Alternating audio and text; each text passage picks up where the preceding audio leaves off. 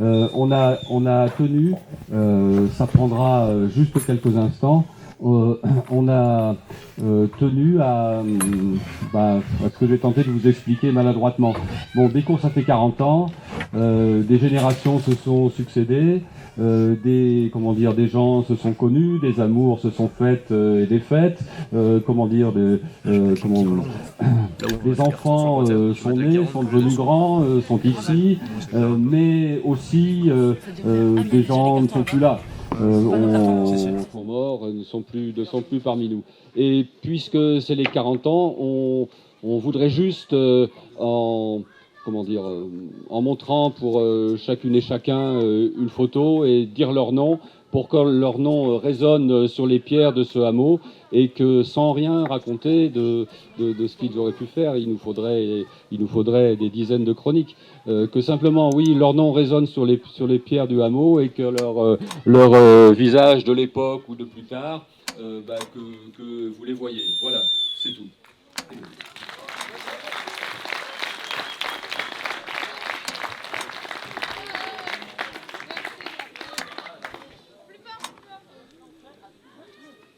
Alors, Cascade, Claire Mollet, dont nous avons déjà parlé. Gérard Mallet, Harley Toulet, Francis Tamisier, Florence Pradel, René Baetens, Roger Margaillan, Pierre du groupe d'Avignon, Françoise Lefebvre,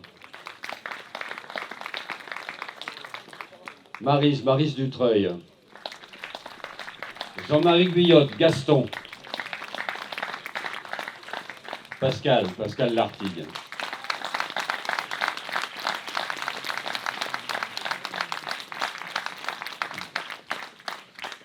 Merci à vous, bien sincèrement. Alors je donne la parole à Roland. Qui a été délégué général des EDF de 1991 à 1997, et avant secrétaire général, c'est un membre de l'équipe nationale chargée de la gestion de l'association depuis 1919, et qui va continuer à nous raconter le début du commencement des origines. Merci Bernard. Tout d'abord, bonsoir à toutes et à tous. Et puis, c'est vrai que ça fait plaisir de se retrouver avec vous ici. Un grand merci à vous toutes et à vous tous d'être venus ici. Et puis surtout, un grand merci au CGAB, à la collégiale, comme on dit aujourd'hui, et à toute l'équipe d'organisation, parce que c'est quand même grâce à toutes ces équipes qu'on a pu vivre ensemble toutes ces journées. Alors, écoutez, comme on m'a demandé, je voudrais partager avec vous quelques premières pages de l'histoire de notre village de Bécourt, quelques premières pages de notre histoire ici, de votre histoire, c'est la vôtre aussi aujourd'hui. Alors c'est vrai, Bécourt, on l'a dit, c'était un pari fou, mais je crois un pari qui était gagné. La preuve en est encore 40 ans plus tard. Tout a commencé en septembre 1979, lors d'une réunion de la toute nouvelle équipe nationale, animée par François Bèze, délégué général, réunion qui s'était tenue dans l'orangerie du parc municipal de la ville de Hyères, dans les Yvelines. René Baetens, dont on vous a passé la photo tout à l'heure, en avait été, et qui était avec nous dans l'équipe nationale, avait été directeur du service jeunesse de la ville, et nous avait permis de nous retrouver dans ce lieu calme, loin de la vie quotidienne, nos sièges nationaux. Tout récemment installés dans nos nouvelles responsabilités, il nous fallait préparer un plan d'action pour les 3 années à venir afin de reconstruire du lien dans l'association après la période très mouvementée de la décennie 70. La décennie 70, c'était après mai 68. Reconstruire. Alors pourquoi ne pas symboliquement construire ensemble? Dans cette période encore post-68arde, trouver un village abandonné était toujours à la mode. Alors, chose dite, chose faite. Nous avons donc décidé de nous mettre en recherche active et de mobiliser à cet effet toutes celles et tous ceux qui nous étaient proches. Quelques semaines plus tard, notre ami Gérard Mallet, dont on a aussi parlé tout à l'heure, est arrivé au siège national avec un quotidien national du moment qui s'appelait le Matin de Paris, dans lequel un article était consacré à un village abandonné dans l'Aveyron, Bécourt, sur la commune de Verrières, à quelques kilomètres de Millau. Ce village, dont quelques photos des maisons en ruine figuraient sur l'article, était en vente. Ce jour-là, au siège national, Claire Mollet, Cascade, qui était la précédente déléguée générale, travaillait avec François Bèze, tous convaincus que l'occasion était à saisir. Bénard Marchu, vous le connaissez, qui était membre de l'équipe nationale, Claire Mollet et son mari qui est architecte sont mandatés pour se rendre sur place. Malgré l'état du village, ils sont séduits par ce lieu isolé sur le Causse, ouvrant de vastes potentialités d'activité, d'espaces d'activité sans gêner les voisins.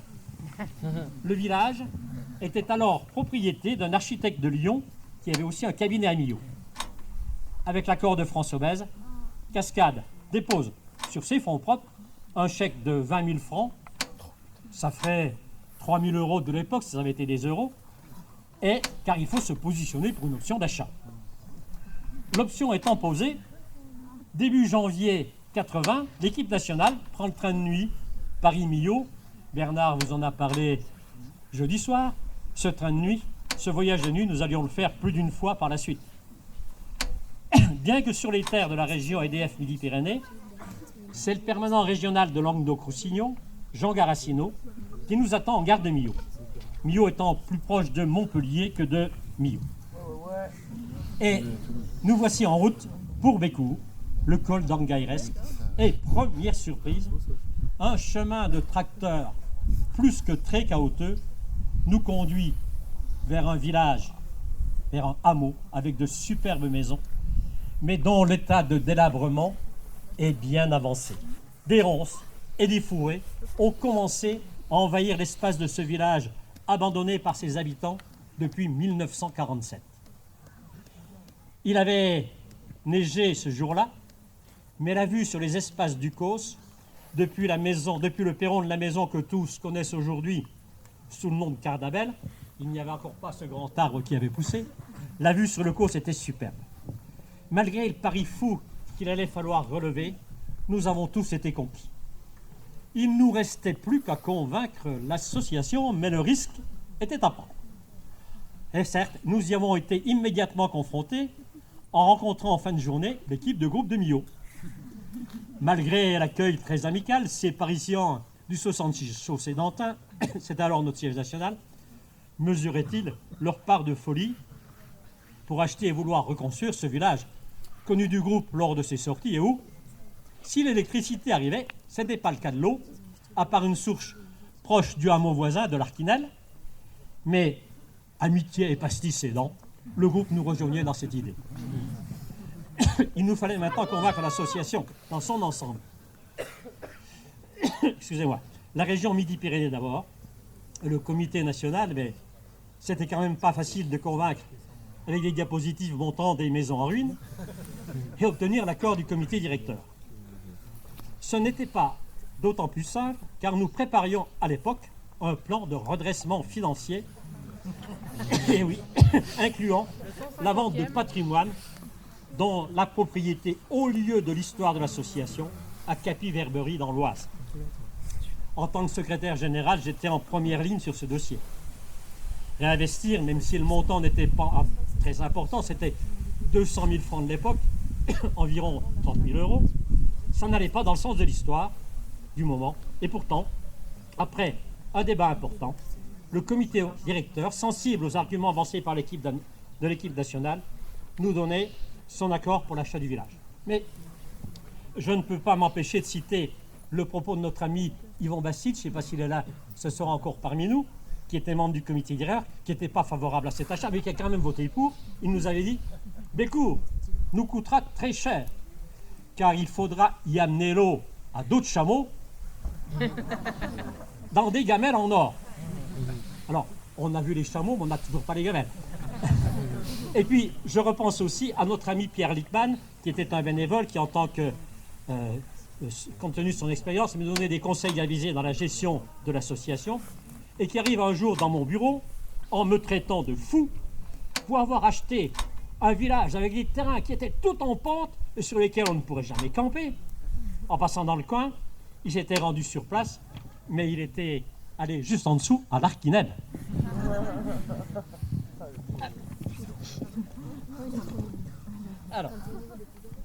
Alors, après ce feu vert donné, il nous fallait aussi concrétiser le projet en signant à Millau l'acte d'achat qui concernait le village et le terrain, ce qu'on a acheté au début, qui allait juste à la dernière rouchie, là, au milieu. Là, c'était cette seule partie qu'on a achetée.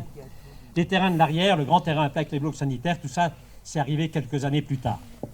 L'achat du reste du terrain, tout ça.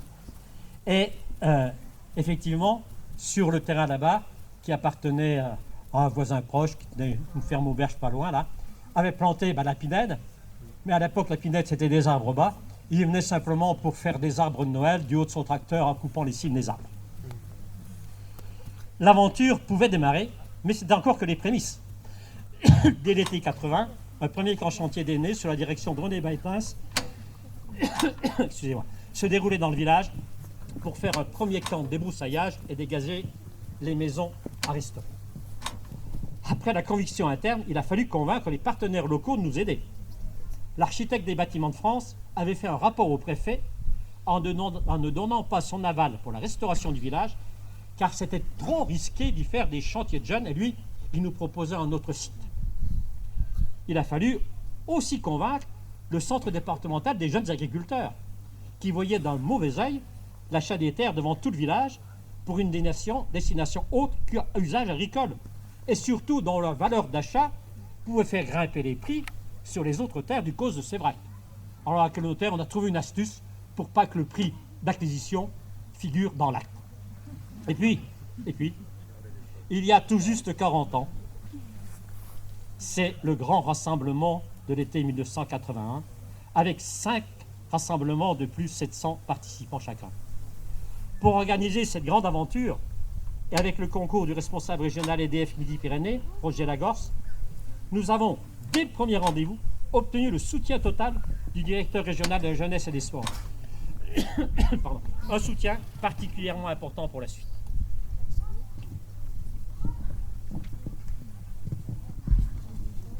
Très vite, le conseil général, c'était le conseil général à l'époque et pas le conseil départemental, vous avez entendu son président actuel, nous apportera aussi son soutien et nous aidera à monter, c'était en 1981, un dossier pour obtenir des financements européens. Pour nous permettre d'organiser le rassemblement des années 80, il nous fallait trouver des solutions pour une réfection provisoire du chemin d'accès. La route, c'est bien plus tard. Accéder à l'eau avec un branchement provisoire sur le château d'eau de la maison de retraite de Fenaille. À la demande du préfet de l'Aveyron, représenté par le sous-préfet de Millau, une réunion des services départementaux est organisée par nos soins juste au-dessus, à l'auberge du relais d'Angaïrest. Et le sous-préfet ouvre la réunion en indiquant à toutes les administrations présentes que le préfet leur demandait de se mettre au service des éclaireuses éclairs de France pour les aider à réaliser leur projet de rassemblement national.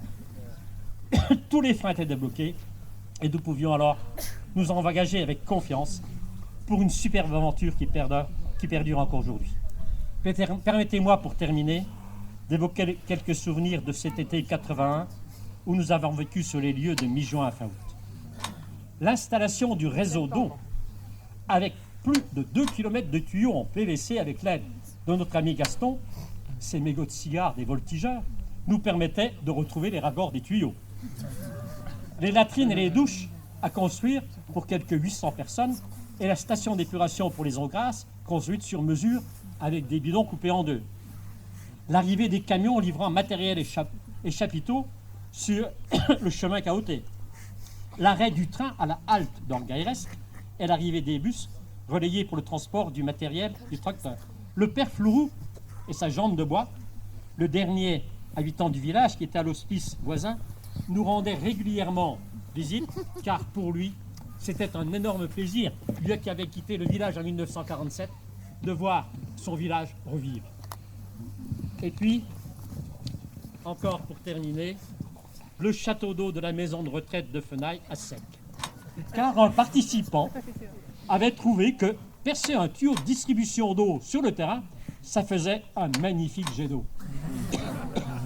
Je pourrais encore très longuement vous parler de Bécourt, mais si notre village vit toujours aujourd'hui, c'est parce que de nombreux militants s'y sont investis et s'y sont succédés, notamment au CGAB et à la collégiale. Mais c'est aussi grâce à tous les permanents qui s'y sont engagés. Mais c'est aussi grâce à toutes celles et à tous ceux qui, comme vous, de France ou de l'étranger, puisque Bécourt c'est aussi un centre du scoutisme pour le scoutisme international, ont eu envie de vivre une belle aventure. Pour ma part, j'ai découvert Bécourt en prenant un chemin de tracteur, et quand j'ai quitté mon poste de délégué général en 1997, une sortie d'autoroute, celle dans Gaïresque, de Desservé. Que l'aventure continue encore pendant de nombreuses années.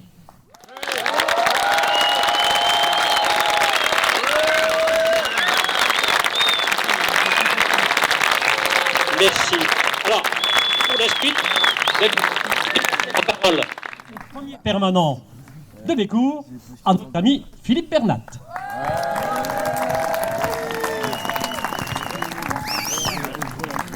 Rassurez-vous, je vais être bref, je vais me contenter de reprendre point par point le discours de Roland afin de donner quelques précisions.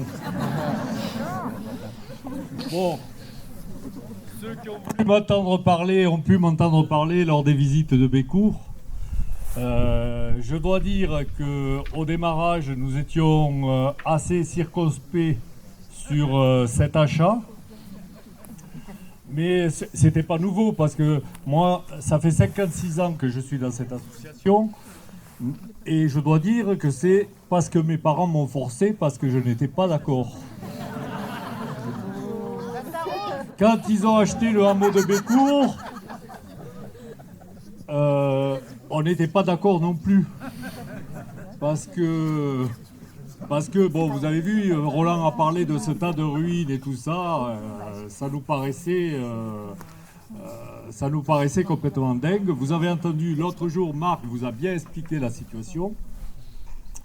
Et puis, lui comme moi, nous ne savions pas que nous y passerions autant de temps. Et moi, je dois dire que ça fait actuellement, c'est une certaine émotion, parce que ça fait 41 ans sans discontinuer que je vis Bécourt, disons, au quotidien. Alors bien sûr,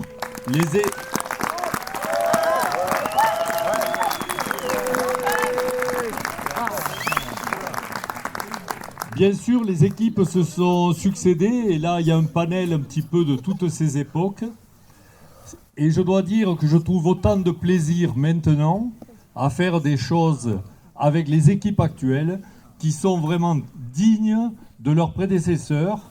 Et il faut vraiment remercier toute la bande qui actuellement s'occupe de Bécourt, qui le fait...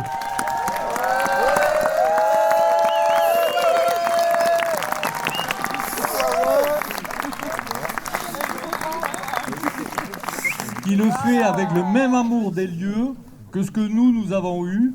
Et on peut dire que vraiment, s'il y a vraiment un succès de notre action sur Bécourt, c'est d'avoir su, au cours du temps, renouveler toutes ces équipes et essayer de faire un lien entre toutes les générations sans que certains prennent le pas sur les autres, et qu'ainsi Bécourt puisse continuer à vivre et continuer à nous apporter tout le plaisir qu'il nous apporte à nous d'abord, parce que si on fait ça, on le fait parce que ça nous fait plaisir, et à tous les enfants et à tous les participants de toutes les activités qui se sont déroulées sur Bécourt. Je vous remercie.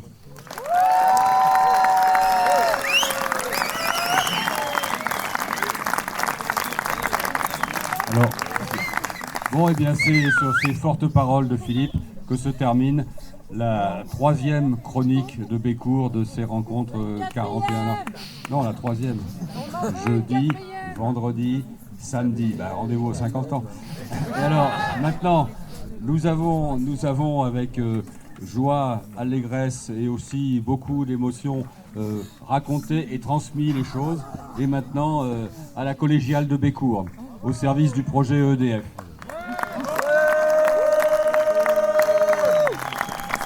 Merci Bernard, et ben oui, place aux jeunes. Ouais, bon.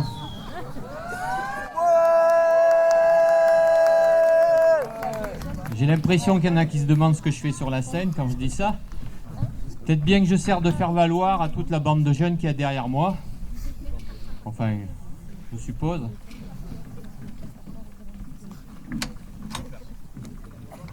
Alors justement, il nous reste juste à vous présenter la fabuleuse équipe de gestion et d'animation de Bécourt et surtout donc son instance décisionnaire en charge de la gestion courante, la collégiale.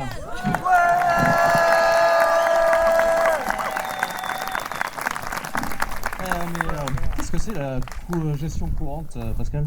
Quelle est la différence entre la collégiale et le CGAB? La gestion courante est garantie par la collégiale. Cela implique de s'occuper d'eux. La mise aux normes des bâtiments pour passer la commission de sécurité. Ça implique notamment l'électricité, le gaz, l'eau, donc le chaud et le froid, mais aussi les extincteurs et le ramonage. La trésorerie, donc ça implique les recettes, les dépenses, le budget prévisionnel, la compta, les factures, les adhésions, le lien entre les personnes qui payent, le lien avec la banque et puis sans oublier la petite monnaie dans le fond des enveloppes.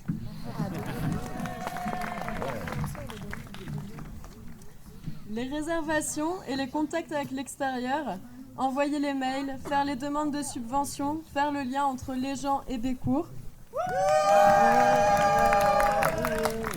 La gestion des espaces verts, de la fauche à l'élagage, du désherbage au rempotage, des chenilles aux mésanges et bien sûr, sans oublier de vider le caca de la steppe. Donc la communication, écrire et envoyer la newsletter aux amis de Bécourt, poster sur les réseaux sociaux, faire des campagnes pour... Excusez-moi, j'écris vraiment mal. Faire des campagnes... faire des campagnes de pub pour les différents événements. Alors il faut gérer tous les liens avec l'association, faire camper les groupes, accueillir les formations régionales et nationales, s'impliquer dans les orientations politiques de l'association et renforcer nos partenariats à l'international. Poursuivre notre tradition de chantier bénévole par la rénovation et l'innovation sur le terrain et dans le hameau. D'après les statuts de l'association, la responsabilité de la structure locale d'activité nationale doit être portée par une personne. Cette année, c'est moi.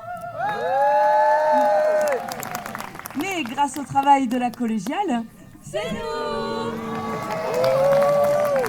Et ça rend cette responsabilité toute légère.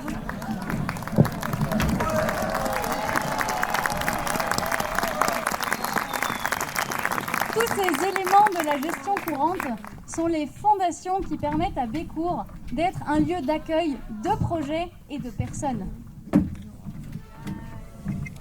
Et notamment, par exemple, cette année, on a pu accueillir des groupes sur les week-ends, des camps pendant les vacances, bien sûr, des formations de volontaires en service civique, des stages BAFA aussi.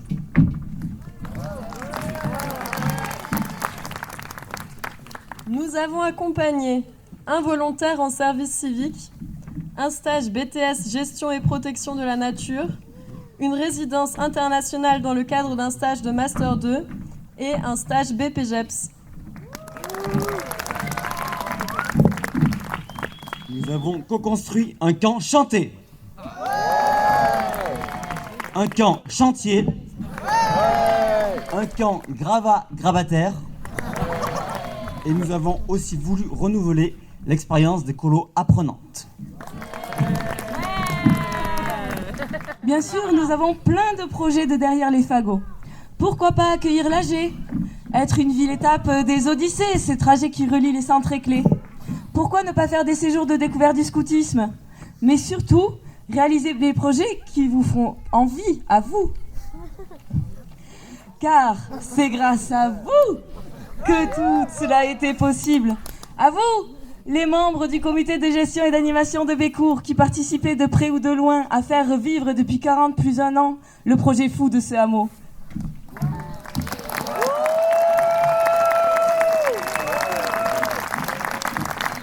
C'est d'ailleurs cette année, après 3 années d'intense préparation, que cet anniversaire est devenu une réalité. Alors, merci à toi, Flo.